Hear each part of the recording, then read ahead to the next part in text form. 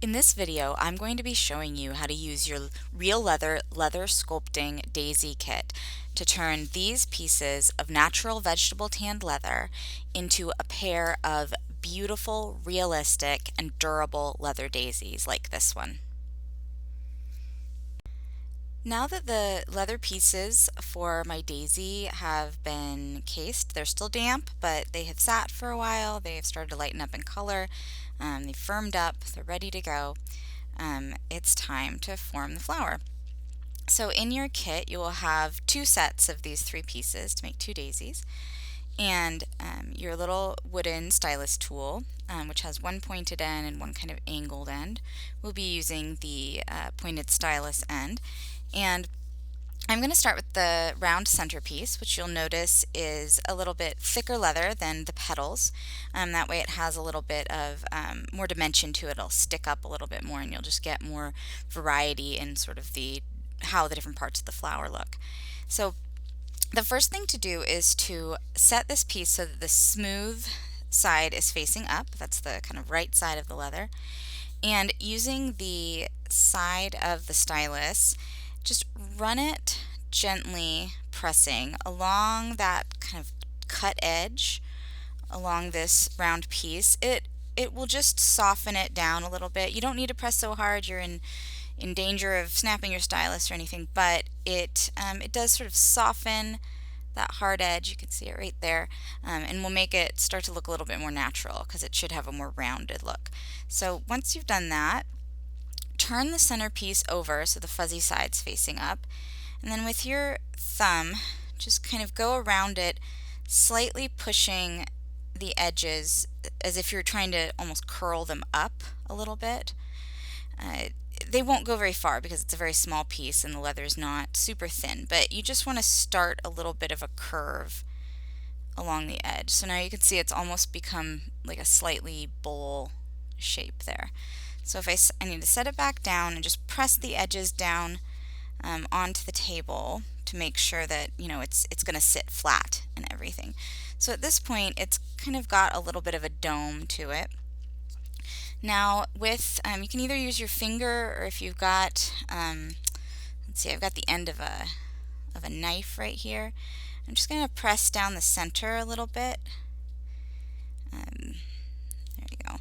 So it's got just a little bit of a kind of divot in the center that'll give it even more of kind of a detail to the way the center looks.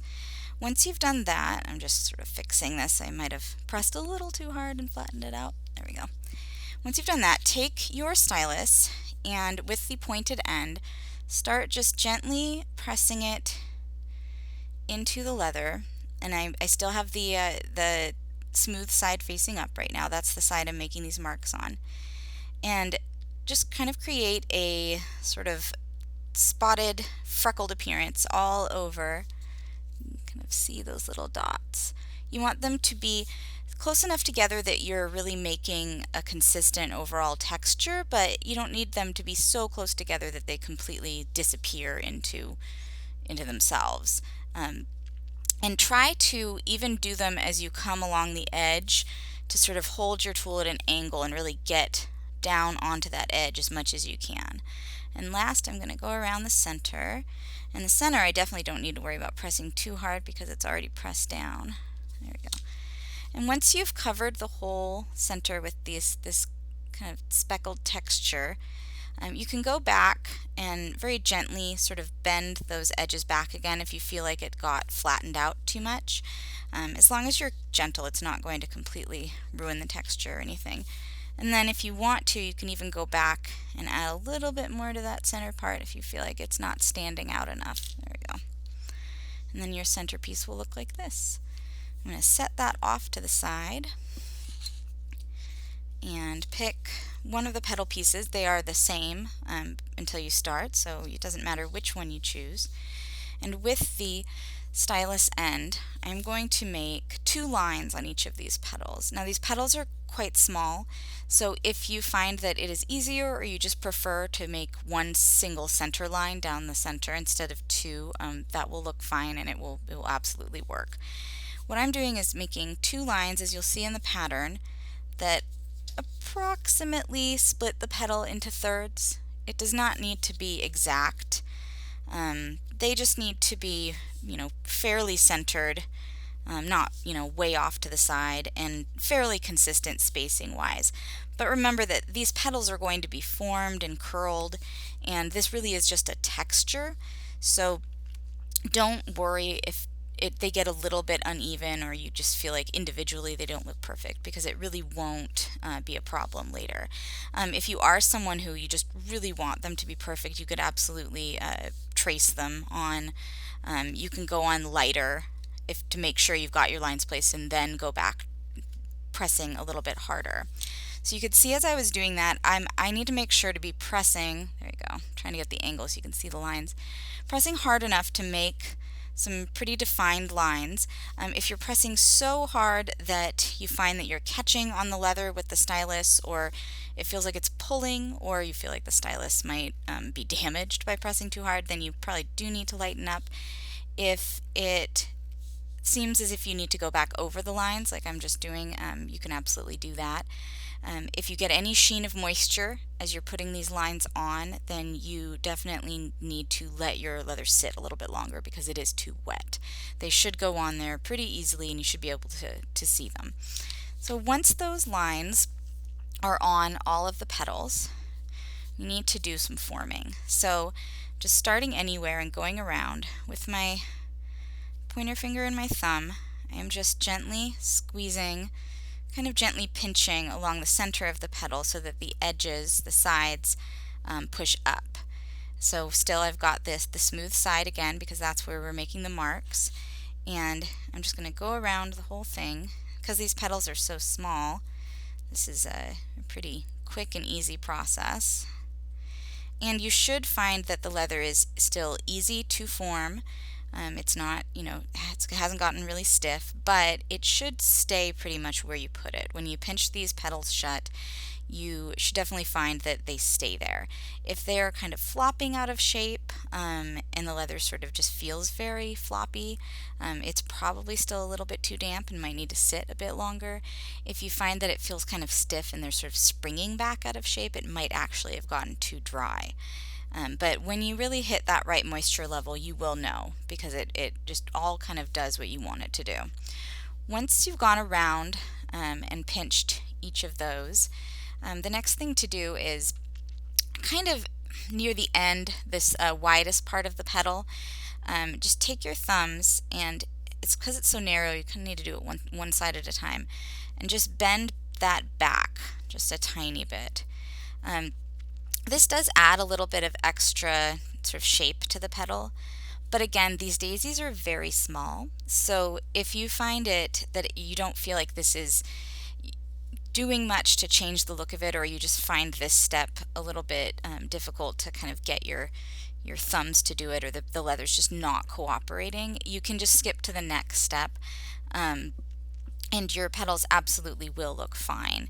It's kind of depending on how much extra time you want to spend just to add a little bit of extra shaping on there.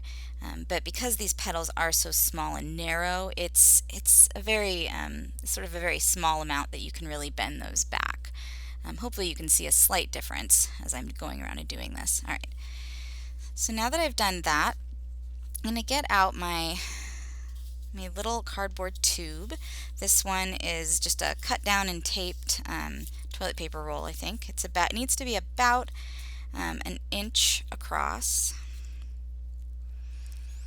And then I'm going to set my petal piece on top of it and gently press it down in.